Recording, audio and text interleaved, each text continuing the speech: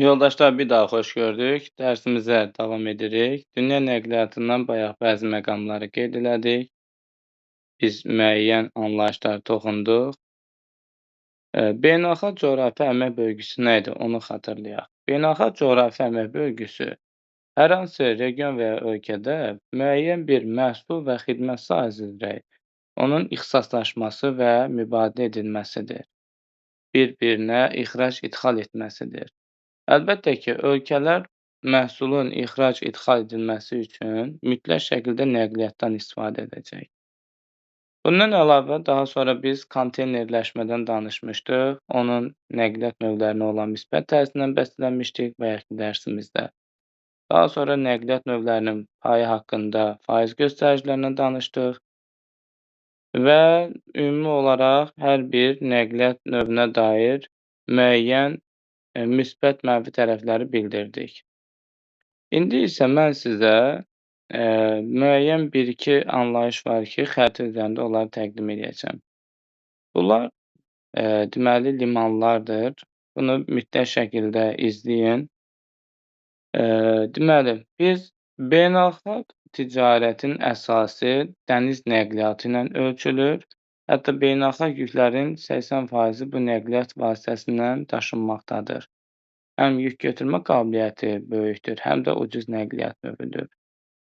Və yadda saxlamaq lazımdır ki, dünya ticarət donanması bu arada ölkənin yük gəmiləri məcmusuna deyilir və dünya ticarət donanmasına da bu arada inkişaf etməkdə olan Liberiya, Panama kimi dövlətlər başçılıq edir.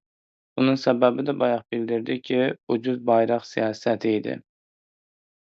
İndi ekranda biz dünya ticarət donanmasına rəhbərlik edən ölkələrin yaşıl rənglə fərqləndiyini görürük. Belə ölkələr az öncə dediyimiz kimi belə Panamadır. Birinci qeyd edək. Deməli, Panama, daha sonra Liberiya,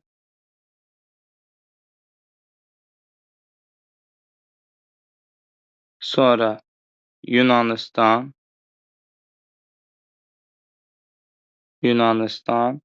digərlərini də yazmıram, çünki zaten digər yaşıl rəngin tutan bu isə ABŞ olduğunu, bura Böyük Britaniya, bura Norveç, bura İsveç, bura Rusiya, bura Çin, bura Cənubi Koreya, bura Yaponiya olduğunu görürsünüz.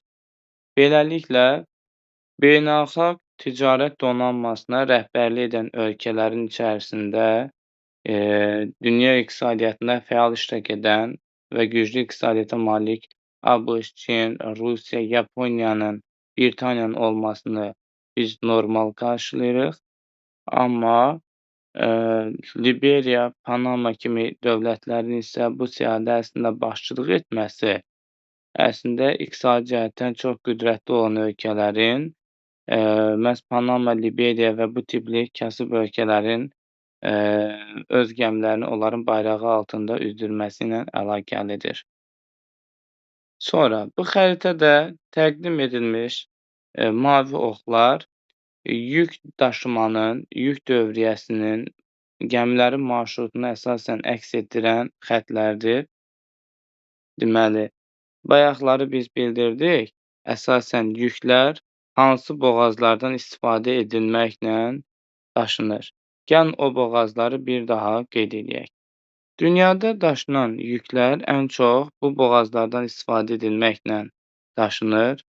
Deməli, bir rəqəmi ilə Hörmüz boğazı, daha sonra 2 rəqəmi ilə Malakka boğazı, 3 rəqəmi ilə deyəcəksiniz ki, Bab əl-Məndəb boğazı, 4 rəqəmi ilə Cəbəl Tariq, 5 rəqəmi ilə Lamaş boğazı, 6 rəqəmi ilə, burada 2 dənə boğazı nəzərdə tuturam, daha şərqdəki Bosfor, ondan bir qədər qərbdə Dardanel boğazı. Bunlar beynəlxalq yük daşımada daha çox gəmilərin hərəkət etdiyi, keçdiyi boğazlardır. Yəni, bunları tanımalıyıq. İndi isə kanalların adlarını qeyd etmək istəyirəm. Kanallardan, kanal dediyimiz yoldaşlar, süni antropogen mənşədir, insanlar tərəfindən yaradılıb. Bunlardan bir rəqəmi ilə Süveyş kanalını tanımalısınız, hansı ki, bu kanal Qırmızı dənizlə Aralıq dənizinin sularını birləşdirir, Misir ərazisindədir. 2 rəqəmi ilə Panama kanalı, bu kanal, Karib dənizinin sularını Sakit okeanla birləşdirir, Panama dövlətinin ərazisindədir. Bu hissədə 3 rəqəmi ilə Kil kanalı yerləşir. Kil yazaq burada. Kil kanalı, bu Baltik dənizi ilə, Şimal dənizinin sularını birləşdirir. Kil kanalından keçərsək, biz deməli Skagerrak, Kattegat, Eresund adlarında boğazlardan keçmirik. Yolu qısaldırıq 99 kilometrlik bu kanaldan. Bu kanalları da bilməliyik. İndi isə başlayaq limanlara. Limanları Avropadan birinci qeyd edəcəm. Müxtəlif formalarda testlərdə limanla bağlı suallar daha əvvəl istifadə edilib. Məsəl üçün, eyni dənizdəki limanları seçin deyə bir sualımız var idi. Cavabımızda tutalım Marsel və İskəndəriyyə limanı olan daha doğrusu cavabları seçməli idik. Çünki hər ikisi Aral dənizi sahilindədir. Mən isə Avropadan başlayaraq limanları həm ölkə, həm də dəniz və digər hansı su hövzəsisə ona uyğun deyəcəm. İlk öncə başlayaq. London. London bu hissədə Böyük Britaniyada Şimal dənizinə uyğun gəlir. Amsterdam və Rotterdam Niderlanda məxsusdur. Onlar da Şimal dənizi sahilindədir. Antwerpen Belçikaya məxsusdur. Antwerpen Belçikada Şimal dənizi sahilindədir. Hamburq isə Almaniyaya məxsusdur. O da Şimal dənizi sahilindədir. Deməli, Şimal dənizi sahilində London Britaniyaya məxsus, Hamburq Almaniyaya məxsus, Amsterdam və Rotterdam deməli Niderlanda məxsus, Antwerpen də Belçikaya məxsusdur. Havr isə Fransaya məxsusdur. O, La-Manş boğazı sahilindədir. Fransanın şimalında Britaniya arasında La-Manş boğazı var. Deməli, Havr limanı da buradadır. La-Manş boğazı sahilində. Fransaya məxsus digər bir liman Marsel limanıdır. O isə Aralıq dənizi sahilindədir. İtaliyanın Genoa limanı, bunu həm Aralıq dənizi sahilində deyə bilər, həm də Liguriya dənizi sahilində deyə bilərsiniz. İtaliyanın ətrafında Adriatik, İonik, Tirren və Liguriya adında 4 dənə fərqli dəniz adında görmək olar. Aralıq dənizindən əlavə. Sonra Avropanın digər limanlarından Rusiya məxsus Novorossiysk limanını görürük. Qara dəniz sahilindədir. Keçid alırıq növbəti qitə olaraq Afrikaya. Afrika qitəsində şimalda Aralıq dənizi sahilində Misrə məxsus İskəndəriyyə limanı var. Cənubda isə Cara məxsus Richards Bay adında Hind okean sahilində liman görürük. İndi isə Asiyadan davam edək. Asiya məxsus limanlardan ilk öncə deməli İran körfəzi ətrafında Park adasında Park limanını görürük. Bu İrana məxsusdur. Sonra Küveytə məxsus Mena Əl-Əhmədi.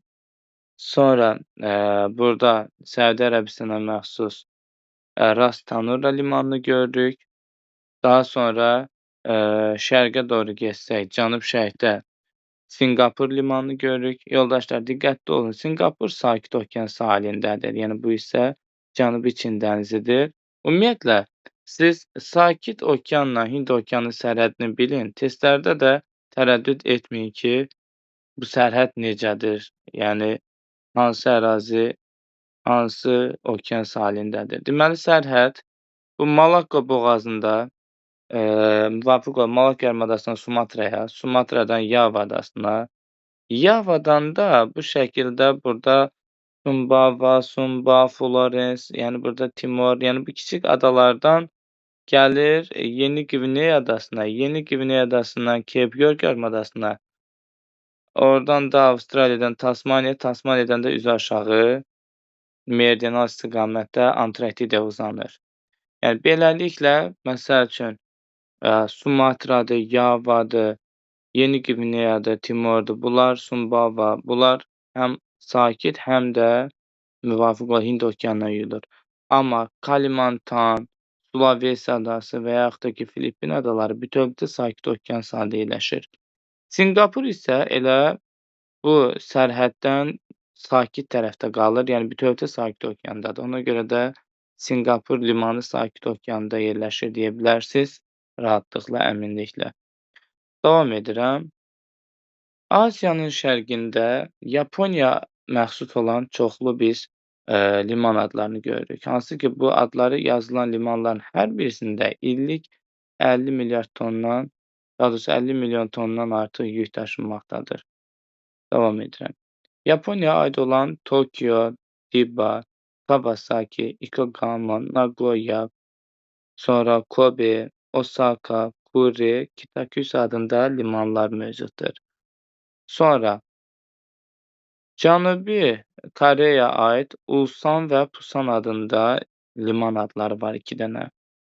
Çinə məxsus olan Tianjin, Qingdao, bunlar gördüyün kimi Sarı dəniz sahilində, Şanxay, Ningbo Şərqi Çin sahilində, Guangzhou və Siangan var burada. Sianganla Guangzhou. Bunlar da deyəcəksiniz ki, Cənubi Çin sahilindədir.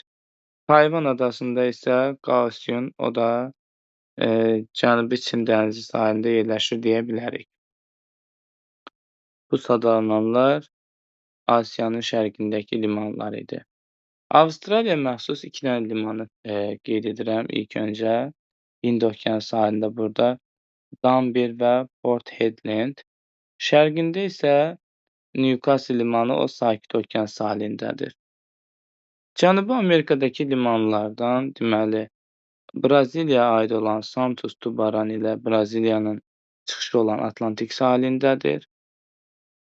Şimali Amerikadakı limanlara gəlincə, burada şimal hissədə Alyaska tərəfdə, Alyaska körfəzində Valdez ABŞ-a məxsusdur.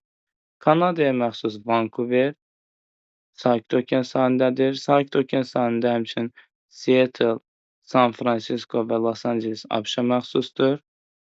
ABŞ-ın digər limanlarını biz Atlantik Okean sahilində görürük. Söhbət əsas limanlardan gedir. Şimaldan Cənubi Atlantik sahilində biz New York, Philadelphia-nı görürük.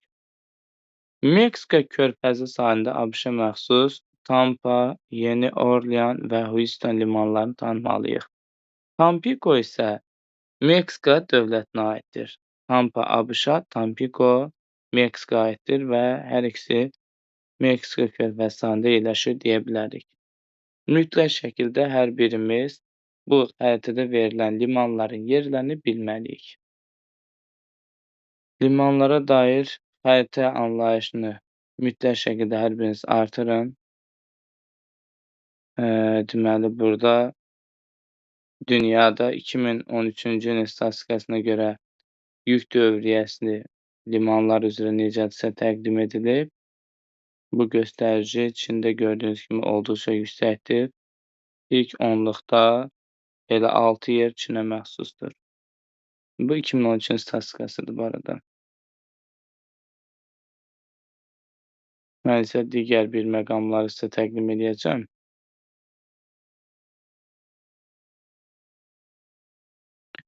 Deməli, ilk öncə beynəlxalq turizm, iqtisadi əlaqələrdə bu anlayışlara bir diqqət edək.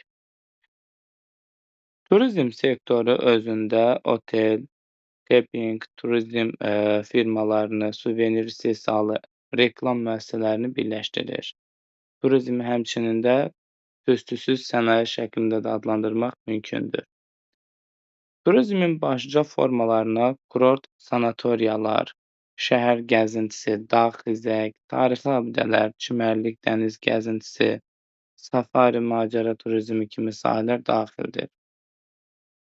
Deməli, biz indi bəzi Avropa ölkələri üzrə ixtisaslaşmış sahələri cədvəldə görürük. Diqqətinizi bura yönəldin. Daha da yaxından sizə təqdim edim. Məsəl üçün, Şimali Avropa regionundakı ölkələri görürük. Təbii resurs olaraq Norveçin nefti, qazı var bu region ölkələrdən. Estoniyanın yana şisti var, İsveçdə dəmiri var. Xüsusilə də Skandinav ölkələri olaraq Norveç, İsveç, Finlandiyada hidroenerji potensialı, həmçinin, İslandiyada da biz bunu deyə bilərik, daha zəngindir. Sənaye sahələrində nəyə diqqət edirik? Gəmi qayırmaya görə fərqlənir. Ağac emalı şimal meşə qurşağındakı Norveç, İsveç, Finlandiya daha çox seçilir. Elektrotexnika, kağız, selluloz, bunlar, yeyinti sənayesinə görə, süd, balıq ovlarına görə seçilir. Kənd təsərrüfatında südlük, ətlik, heyvandarlıq, Danimarka xüsusilə də dünyada bu sahədə seçilməkdədir. Həmçinin də balıqçılıq bunlarda əsas ixtisaslaşma sahələrdir. İxtisaslaşma üstün inkişaf edir. Beləliklə, biz Şimali Avropa ölkələri, məsəl üçün Skandinaviya dövlətlərinin ixtisaslaşdığı sahələr görsək, onlar deməli, meşə sənayesi üzrə ixtisaslaşıblar, ağac emalına görə fərqlənirlər, ixtisaslaşıblar. Eyni zamanda hidroenerji potensialına görə qabaqcıldır. Hətta Norveçdə elektrik istehsalının 95%-i SES-dən əldə edilirdi. Davam edirik. Orta Avropa region ölkələrini görürük. Burada neft-qaz ehtiyatına sahib ölkə kimi Böyük Britaniyanı qeyd edə bilərik. Norveçdə olduğu kimi Böyük Britaniya da Şimal dənizindən zəngin neft-qaz çıxardır. Niderland daha çox Niderland sahilləri təbii qaza malikdir. Daş kömürü ehtiyatına görə Almaniya Federal Respublikası, Böyük Britaniya, dəmirə görə bu Fransa, Lotaringiya ərazisi misal üçün. Orana görə də Fransa, Almaniya seçilməkdədir. Qaldı ki, ixtisaslaşma sahələrinə biz metallurgiya, maşın qayırma, demək olar ki, maşın qayırmanın əksər sahələrinə görə, indi burada bütün sahələr yazıb, elə olsun, elə bütün sahələrinə görə fərqlənir. Hətta dünyanın əsas qabaqcıl ölkələri olaraq Britaniya, Almaniyanın adını çəksək kifayət eləyir. Fransa da həmçinin. Bunlar böyük yeddilikdəki ölkələrdir. Onlar əlbəttə ki, iqtisadiyyatın üstün inkişafına görə seçilir. Kimya sənayesinə görə fərqlənir, əlbəttə ki, ixtisaslaşıb. Avropa dövlətləri yadda saxlayın ki, südlük istiqamətli heyvandarlığa görə qabaqcıldır. Gölçülük üzrə dünyada Niderland məşhurdur. Buğdaya görə xüsusilə də Kanada, indi şəkər çuğunduruna görə daha çox Şərqi Avropa desək də Fransada bu sahədə seçilir. Növbəti region Avropada Cənubi Avropa regionudur. Tərkibindəki dövlətlərin adlarını oxuyub görə bilirsiniz. Xüsusilə də İspaniyada müəyyən miqdarda dəmir və əlvan metal ehtiyatları mövcuddur. Geotermal ehtiyatlar, indi bayaq şimalda İslandiya üçün bunu deyə bilərdik. Cənubda da İtaliya üçün. Bilirsiniz ki, həm İtaliya, həm İtaliya, həm də İslandiyada fəaliyyətdə olan vulkanlar var və yeraltı çatlarda toplanmış sular maqmanın istiliyi nəticəsində buxarlanaraq səthə geyzer şəklində püskürürdülər. Bu arada Cənubi Avropa Aralıq dəniz sahilləri dünyanın əsas turizm regionudur. Rekreasiya resurslarından bu ərazi olduqca zəngindir. Qumsal çimərlik yaylarında turizm inkişafına olduqca əlverişlidir. Metallurgiya, kimya İspaniyada ixtisaslaşan sahələrdən hesab edilir. Təbii ki, turizm buranın ixtisaslaşmış əsas təsərrüfat sahəsidir bu öz yerində. Nəqliyyat maşın qayırmasına görə İspaniya, İtaliya seçilir. Yüngül sənaye sahələrinə görə Portuqaliya daha çox qabaqcıldır. Həmçində yeyinti demək olar ki, bütün regionlarda və ölkələrdə fərqlənir. Həmçinin burada da ixtisaslaşan sahədir. Kənd təsərrüfatında yadda saxlayın, testlərdə tez-tez istifadə edilir. Aralıq dəniz sahilləri sitrus meyvəçiliyi, limon, portağal, naringi məsəl üçün. Həmçinin zeytunçuluq, üzümçülüyə görə fərqlənir. Zeytuna görə yadda saxlayın. İspaniya birincidir, üzümə görə İtaliya birincidir. Nisbətən çəlti əkinləri də var, düzdür. Çəlti əkinlərində elə də bu region adı testlərdə vurğulanmayacaq. Çəltiyə görə əlbəttə ki, Asiyanın cənub-cənub-şərq muson ərazisi fərqlənir, şərq hissəsi məsələn. Davam edirik. Şəkər çuğunduru da İspaniyada əkilməkdədir. Əslində biz belə deyək də, şəkər çuxunduru bir bitki olaraq, mülayim iqlim qurşağı, qismən də subtropik iqlim qurşağında becərilir deyirik. Deməli, Avropa sahilləri yadda saxlayın ki, mən indi sadəcə saxladıqlarımı, siz elə yadda saxlayın. Çəti sildim. Şəkər çuxunduru qalsın, problem deyil. Üzüm, zeytun, sitrus meyvəçiliyi qismən də şəkər çuxunduruna görə seçilir. Bax, bunları yadda saxlayın. Zeytuna görə deməli İspaniya, üzümə görə də İtaliya dünya nəhəngidir. Bunu bildin. Bunları bildirdik. Sonra Avropanın digər regionu Şərqi Avropa regionudur. Region ölkələri burada təqdim edilib, tanış ola bilərsiniz. Bu regionda daş kömürü ehtiyatına görə məhz Polşa, Çexiya, Ukraynanın özlərinin müəyyən daş kömürü ehtiyatı var. Xüsusilə də Ukrayna daha çox fərqlənir, həmçinin Polşada. Çexiyada müəyyən miqdarda daş kömürü ehtiyatı var. Polşa görə Belarus fərqlənir. Macaristanda az miqdarda boksit ehtiyatı mövcuddur. Dəmir filizinə görə Ukrayna bu region ölkələrində seçilir. Rumuniyada müəyyən miqdarda neft ehtiyatı mövcuddur Şərqi Avropa ölkələri içərisində. İndi Rusiyanın da Ural dağlarının qərb hissəsi Şərqi Avropaya düşür və Rusiya əlbəttə ki, neft qaz ehtiyatı və dünyanın demək olar ki, əksər xammal ehtiyatına görə fərqlənir. Sənayedə ixtisaslaşdığı sahələr nəqliyyat və kənd təsərrüfatı, maşın qayırması, yüngül sənaye, elektrotexnika, həmçinin neft kimya, neft emalı, meşə mebel istehsalına görə bunlar ixtisaslaşıb üstün inkişaf edir. Kənd təsərrüfatında ixtisaslaşdığı sahələr isə südlü istiqamətli heyvandarlıq burada da fərqlənir, donuzçuluq və taxılçılıq seçilir. Şərqi Avropanın ərazisi yadda saxlayın ki, taxıl, kartof, kətan, bunlara görə daha çox, bir də şəkər çuxunduru bunlara görə fərqlənir. Əlavə olaraq tütündür, burada qızılgüldür, meyvə tərəvəzdir, şəkər çuxunduru günə baxan yazılıb, olsun, problem deyil. Amma xüsusilə də yadda saxlayın ki, Şərqi Avropa taxıl, kartof, şəkər çuxunduru və bir də burada yazılmayıb, mən qeyd edim, kətan. Kətan mülayim bitkisidir, ən çox da Şərqi Avropada ilə Polşada, Ukraynada, yəni Belarusda bunlarda becərilə bilir. Rusiyanın da Avropa hissəsi üçün səciyyəvidir. Rusiya Federasiyasının Avropa və Asiya hissəsi üçün də göstərişlər belədir. Baxıb tanış ola bilərsiniz. Çox vaxtınızı almayacam. Bunları PDF kimi qrupunuza yönəldərəm bir daha. Hal-hazırda ekrandakı Güvən nəşriyyatının səhifələridir, mövzuya uyğun. Bu, Asiya ölkələrinin istehsal ixtisaslaşmasını əks etdirən deməli nədir? Cədvəldir. Daha cənubda isə Avstraliya İttifaqı üçün nəzərdə tutulan cədvəldir. Mən isə növbəti səhifələrdə sizə təqdim edib dərsi sürətli şəkildə yekunlaşdıracağam. Kanada və ABŞ üçün təqdim edilən cədvəli görürsünüz.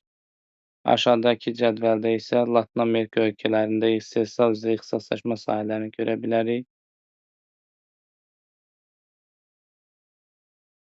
Bu isə də Afrika dövlətləri üçün nəzərdə tutulan cədvəldir.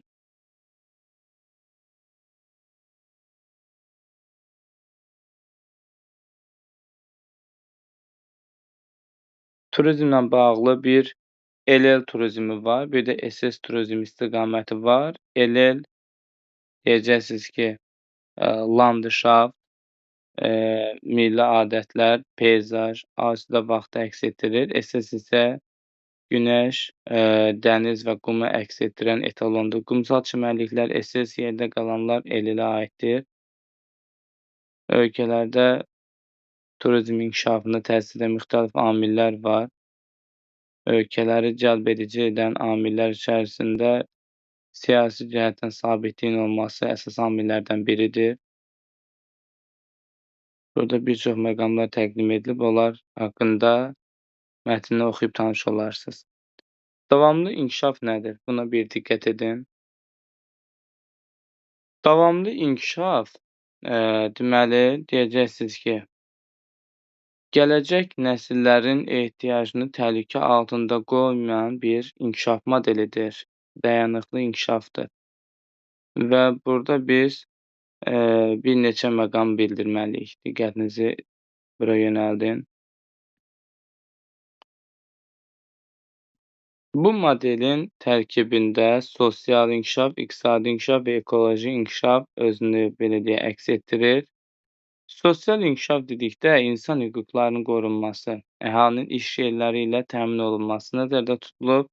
İqtisadi inkişaf isə iqtisadi artıma nail olmaq, yeni, az tullantılı və ya tullansız texnologiyanın təsərrüfata tətbiq edilməsi nəzərdə tutulur. Ekoloji inkişaf isə bioloji aləmin qorunub saxlanması və ekosistemin bərpası nəzərdə tutulur. Deməli, dayanıqlı inkişafa nədən ehtiyac yaranıb? Gəlin ilk öncə Holland sindromu anlayışını bir daha xatırlayaq.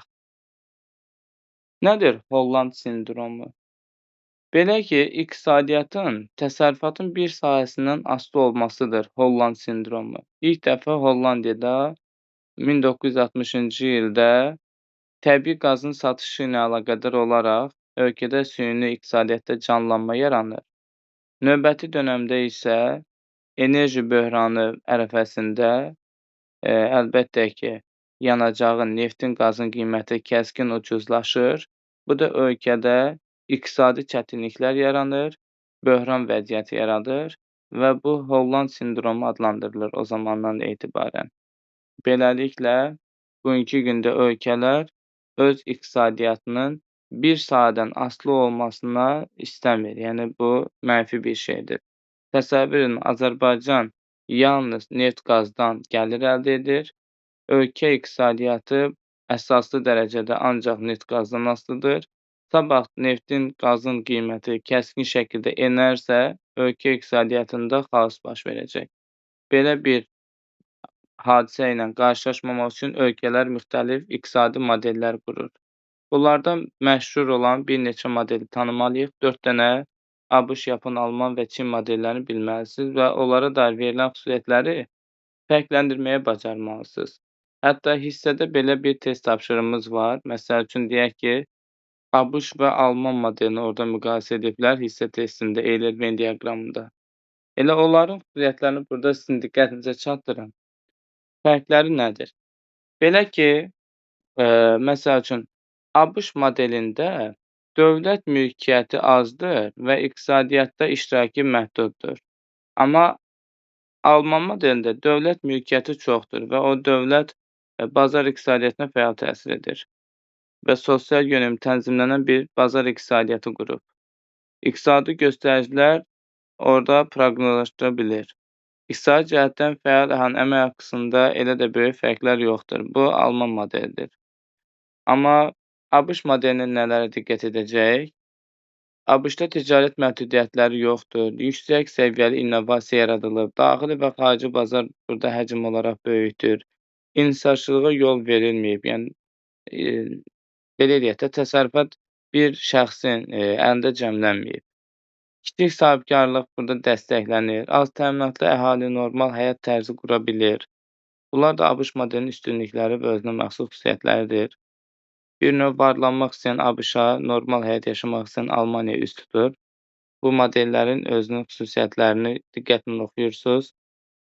Bunlara dair ümumi məqamları belə deyək, diqqətinizə çatdırdım. Burada müxtəlif coğrafi terminlər var. Onların içərisində investisiya, leasing, risk və s. anlayışlar var. Həmçinin holding və korporasiyaya da toxunmuşdur. Gəlir əldə etmək üçün öz biznesini quran bu şəxs sahibkar adlanırdı. Qoyulan kapitala isə investisiya deyilirdi. İnvestisiyanın müxtəlif növləri var. Maliyyə pul formasında bank vəsaitləri, səhmlər, texnologiyalar, maşın və avadanlıqlar, kreditlər, intellektual sərvətlər şəklində investisiya qoyula bilər. Deməli, ilk öncə leasingdən danışım. Leasing kreditdən fərqli olaraq pul formasında investisiya deyil. O, texniki avadanlıq və yaxud da ki, anbarın uzun müddətə icarəsidir. Lizinq alan müəssisələrdə elmi texniki tərəqqi sürətlənir, həmçinin onların rəqabət qabiliyyəti də möhkəmlənir. Kredit isə bilirsiniz də, müəyyən müddətə faizə verilən pul vəsaitidir, geri qaytarmaq şərti ilə faizlə verilən pul vəsaitidir. Həmçinin kredit almaq üçün insandan biz demişdik ki, müvafiq olaraq girov və ya zamin tələb olunurdu. Bunlar dərslərdə izahlar təqdim edilmişdir. Amma lizinqdə hər hansı bir girov və ya zamin tələb edilmirdi. Holdinq nədir? 2 və ya daha çox şirkət və ya müəssisənin birliyidir. Holdinqdə istehsal, bank, maliyyə, marketinq bu kimi sahələr məşğul olur. Yəni holdinqdə sadəcə istehsal yox, digər xidmət sahələri ilə də məşğul olunur. Korporasiya isə müəyyən məqsədə çatmaq üçün yaranan birliklərdir. Bunlar coğrafi termin olaraq bilməli olduğunuz məqamlar idi. Növbəti burada maliyyə mərkəzləri haqqında müəyyən ifadələr var. Onlara da diqqət edək. Deməli, ilk maliyyə mərkəzi yoldaşlar harda yaradılmışdı?